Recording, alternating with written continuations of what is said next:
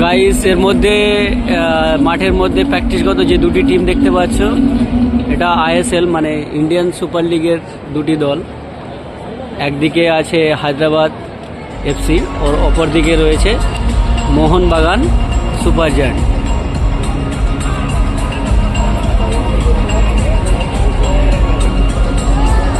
তো আর কিছুক্ষণ বাকি, এখন প্র্যাকটিসগত দুটি দল, আর কিছুক্ষণ পরে লাইভ ম্যাচ চালু হয়ে যাবে 7:30 তো আমরা মোহনবাগানের জন্য এসেছি, মোহনবাগানকে জেতাতে চাই, আর মোহনবাগান জিতলে আমরা খুব খুশি হব। তো